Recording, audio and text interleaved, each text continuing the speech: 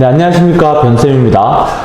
오늘은 세종대 인문논술 공략법에 대해서 알아보도록 하겠습니다. 자, 세종대는 그렇게 큰 학교는 아니에요. 그래서 올해 논술 330명 중에 총 인문은 107명을 뽑는데 여러분이 주위에서 봐야 되는 학과들은 이런 학과예요. 국제학부 23명, 그 다음에 경영 20명, 그 다음에 호텔 관광 외식 경영 20명, 법학 12명. 자, 세종대에서 가장 유명한 학과는 여기죠. 호텔 경영이 있다는 거. 그죠? 그러니까, 그런 학생들이 있어요. 자기는 어느 학교든 호텔 경영만 쓸 거다. 라는 학생들은 반드시 이제 이런 곳에 지원해야 되고, 전체적으로 그렇게 많이 뽑는 학교는 아니지만, 그 학부에서, 그 입학 정원이 많은 이런 과들은 굉장히 노려볼 만해요. 좀 잘 알아두세요. 자, 수능 최저 자격 기준은 국수, 영탐, 2개 영역 합이 4예요. 사실 세종대 네임에 비해서 좀 최저가 높은 편이라고는 하죠. 근데 사실 이게 최저가 낮아진 거예요. 처음 세종대가 논술을 부활했을 땐 36이었어요. 그러다가 이게 낮아졌는데 낮아졌어도 좀 최저는 높은 편이다. 그러나 정시에서 본인 성적이 세종대를 갈 만한 성적이 안 된다면 한번 좀 고려해 보는 것도 괜찮을 거예요. 자, 그러면 어느 학교와 같이 준비하면 좋은지 이런 것들도 같이 말씀을 드리도록 할게요. 자, 전형 요소는 논술 70에 학생부 교과 30이에요. 그러니까 이걸 곱하기 10을 해서 논술 700점, 그 다음에 교과를 300점으로 환산을 해요. 자, 그런데 뭐 나머지는 다 비슷하겠지만 교과 성적 같은 거 한번 보세요. 1등급이 300점이겠죠, 그러면. 그죠? 근데 2등급이 297이에요. 그러니까 이게 30%라고 했을 때 29.7이라는 거죠. 그리고 3등급이 29.4. 그러니까 사실은 3등급까지는 거의 격차가 안 나요. 그리고 4등급에서 285, 5등급에서 270, 6등급에서 240인데, 자, 그래서 사실 1등급이 300점이고 6등급이 240점이면 60점 차이나? 그거 너무 많이 나는 거 아니야? 이렇게 생각하기가 쉬워요. 맞죠? 그런데 이걸 30%라고 생각했을 때는 6점 차이란 말이죠. 이렇게 생각하셔야 돼요. 그리고 여러분 생각해 보세요. 세종대를 논술로 2등급인 학생이 시험 볼 리는 없어요. 그리고 뭐 지방학생들 같은 경우는 3등급 때는 많이 있겠죠. 이런 학생들은 거의 교과에서 감점이 없다고 보시면 돼요. 그리고 논술이 아무래도 70점이기 때문에 이게 700점으로 환산이 되거든요. 그래서 1번이 250점, 2번이 뭐 450, 맞나요? 450점인가요? 어쨌든 그렇게 점수가 들어가기 때문에 논술 변별성이 있어요. 그렇기 때문에 선생님이 보기에는 그래도 5등급까지는 무리 없이 지원해도 괜찮다. 근데 6등급은 논술을 준비해온 학생들 중에 6등급이면 한번 시험을 봐봐라. 이렇게 말씀드리고 싶어요. 이해되시죠? 자, 출제 유형 및 시험 시간은 120분 동안 1200자에서 1400자를 써요.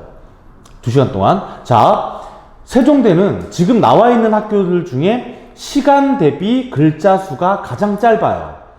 선생님이 여러분에게 설명드린 학교 중에 가장 짧은 학교가 경기대였어요.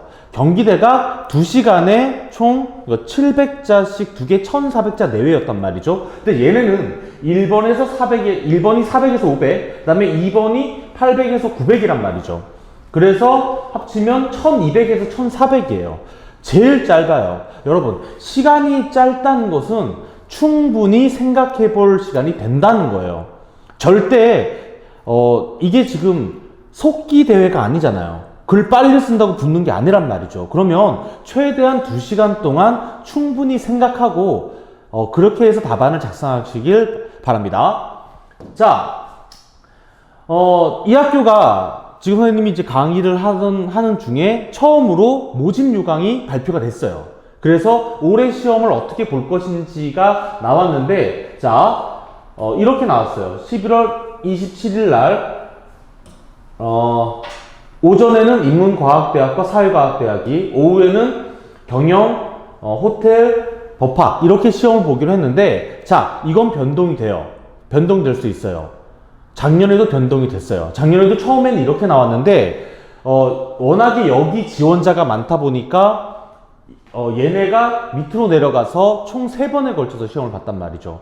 그러면 이럴 수 있죠. 아니, 저는 원서를 그날 시험 볼 게 2개가 있어서 이렇게 배치해서 한 건데, 자, 그런데 무리는 없어요. 왜냐면 세종대가 이걸 미룰 때 굉장히 늦게 봐요. 오후도 아니고 거의 저녁 때 봐요. 그러니까 다른 시험 시간이랑 겹칠 일은 없어요. 그리고 지금 11월 27일이면 수능 그 주가 아니라 그 다음 주가 돼요. 그래서 이합 쌓인 대학이 별로 없어요. 그러니까 거의 세종대가 일정을 바꿔서 시험 보기 힘들어졌다 이러기는 좀 그런 일은 아마 없을 거예요.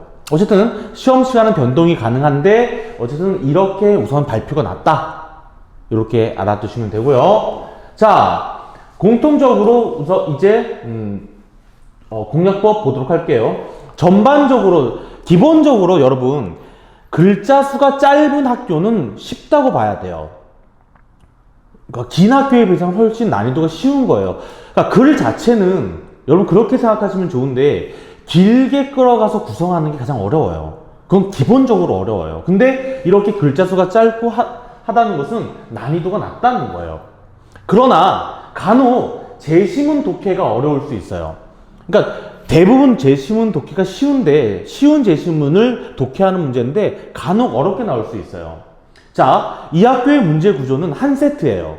그러니까 지금 2시간 나오는 학교, 대표적으로 숙명여대나 이런 홍익대나 이런 학교들처럼 한 세트 완전 독립된 문제 하나, 또 한 세트 독립된 문제 하나 이렇게 나오는 것이 아니라 한 세트 안에 1번, 2번이 같이 나와요.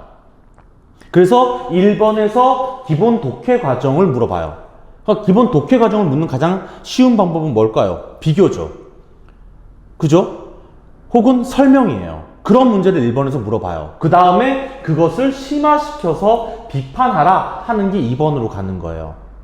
자, 그래서 제가 세종대를 준비할 때 같이 준비하면 좋은 대학이 어디 있느냐 말씀드린다고 했죠? 바로 이 학교들이에요.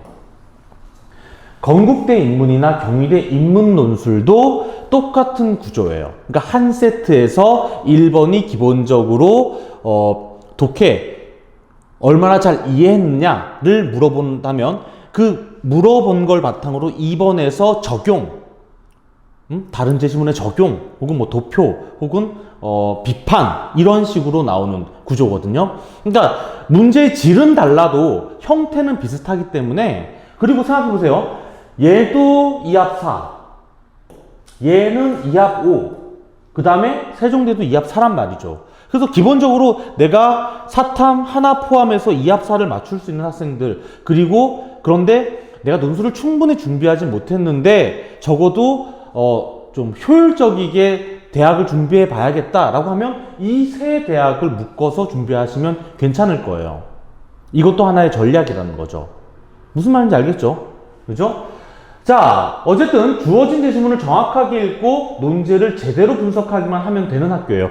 근데 사실 이건 너무 당연한 얘기죠. 당연히 제시문을 정확하게 읽고 논제를 제대로 분석하면 되겠죠. 근데 정말 이것만 하면 된다는 거예요. 무슨 얘기냐면 다른 학교는 이것 더하기 여기에 적용력 이런 것들이 막 들어가는데 얘네는 그렇지 않다는 거예요. 그러니까 사실 솔직히 말씀드리면 그렇게 크게 할 말이 있는 학교가 아니에요.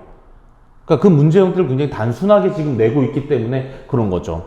다만 좀 특이한 게 뭐였냐면 선생님이 올해 그 선행학습 자료를 분석을 해봤더니 정서법이나 분량 배점을 합하니까 표현력 배점보다 높더라는 거예요. 그러니까 가장 기본적인 거잖아요. 띄어쓰기 맞춤법, 그 다음에 분량을 얘네가 정해주는 분량들 있잖아요. 그죠? 몇 글자부터 몇 글자, 이걸 얼마나 벗어났느냐, 이런 것들에 대한 가장 기본적인 사항을 지키는 게 중요하다는 거죠. 그게 표현하는 거. 그러니까 사실은 왜 그러냐면 정서법, 분량 배점, 표현력이 거의 배점이 같아요. 그러니까 얘네 두 개 합치니까 얘보다 높게 되는 거죠. 그죠?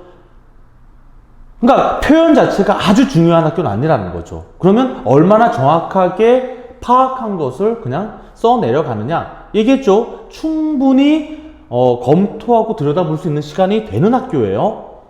자, 그러면 실제 어떻게 작년에 나왔는지 문제를 살펴보면서 보도록 합시다. 자, 작년에 세 타임에 걸쳐서, 그러니까 오전에 인문과학대학, 오후에 사회과학, 경영경제대학, 그 다음에 저녁 때 호텔관광대학과 법학부, 이렇게 세 타임에 걸쳐서 봤는데, 자, 이게 모두 1번 문제였단 말이죠. 잘 보세요.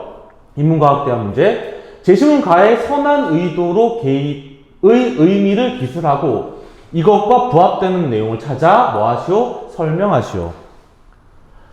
제시문 가에서 타모스 왕의 문자에 대한 견해와 제시문 나에서 백주사의 영어에 대한 인식을 비교하시오. 제시문 나에서 분명하게 본다는 것이 도리어 탈이 되는 것입니다. 라는 주장의 의미를 제시문 다를 근거로 설명하시오. 뭐예요? 얘기했죠? 설명 아니면 비교예요. 이건 뭐다? 가장 기본적인 독해 능력을 본다는 거예요. 자, 텍스트에 대해서 가장 정확한 이해를 확인하는 문제라는 거죠. 그래서 나온 유형이 뭐다? 비교 아니면 설명이에요. 단순하죠? 그죠? 자, 그런데 아까 전에 얘기했죠. 문제 자체의 난이도는 낮은데 간혹 제시문 독해가 제일 어려울 때가 있거든요. 그게 뭐냐면 바로 문학을 보여준 다음에 그 작품에 제시된 어떤 개념을 설명하라고 해요. 이게 제일 어려워요. 그래서 작년 같은 경우에는 이게 뭐였냐면 얘네였어요.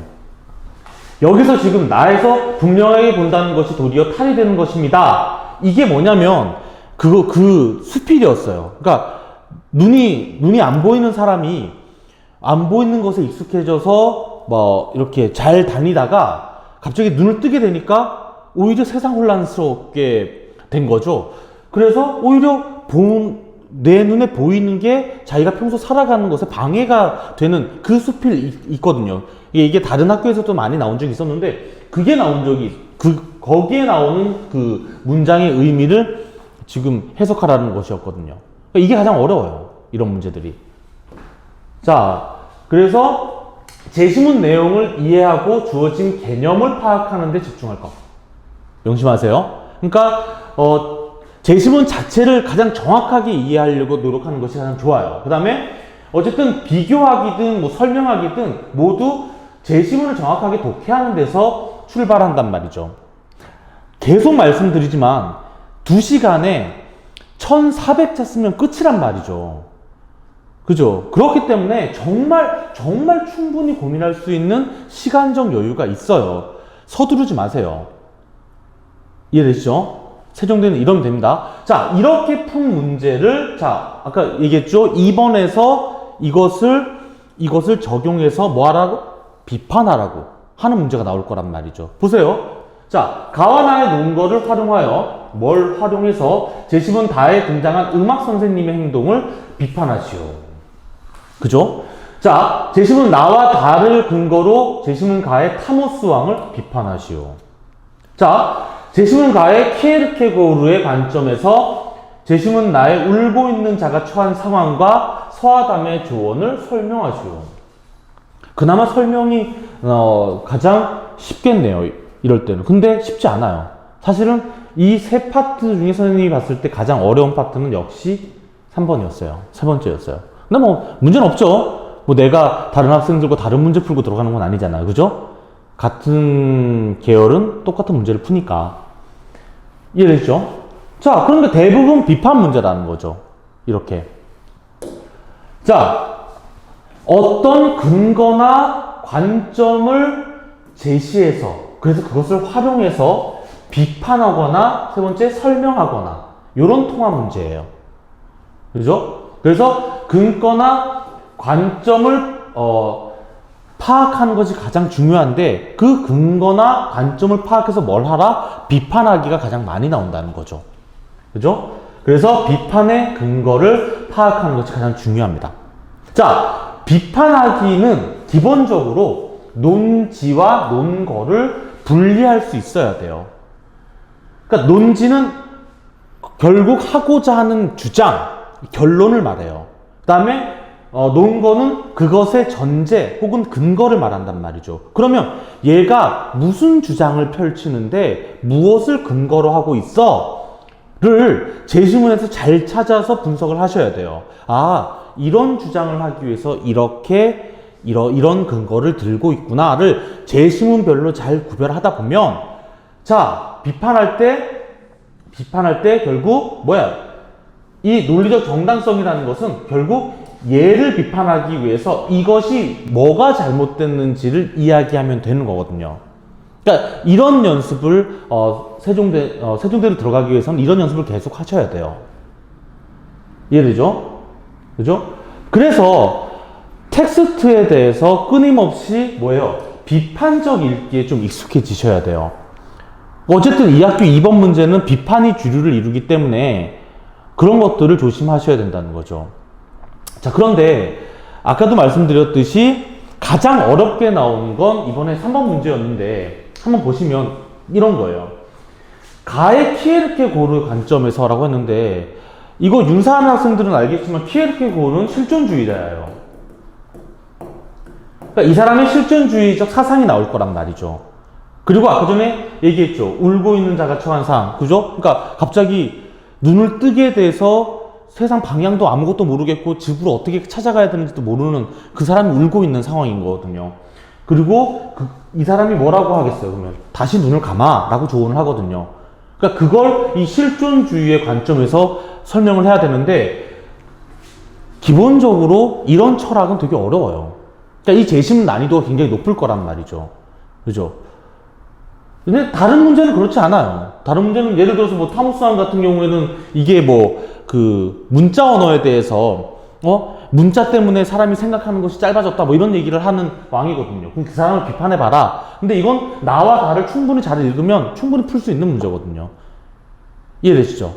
어쨌든 이 학교에서 중요한 건 뭐다? 결국은 비판적으로 끝나는데, 사실 평소에 비판적 읽기에 익숙해져야 한다는 것은 우리가 익숙한 것 혹은 당연히 여겨왔던 것에 대해서 문제를 제기해야 돼요. 자, 선생님이 지난주 정규반 시간에 그런 얘기를 했거든요.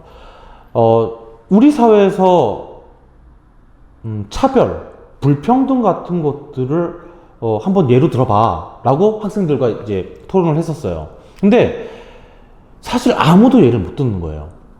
사실 우리는 살아가면서 정말 많은 차별과 불평등을 경험하거나 아니면 봐오거든요. 그러니까 내가 겪지 못했더라도 이런 불평등을 많이 봐온단 말이죠. 근데 학생들은 그렇게 많이 봐오면서도 그게 불평등이라거나 차별이라고 생각하지 못하는 거예요. 이런 경우가 너무 많았어요.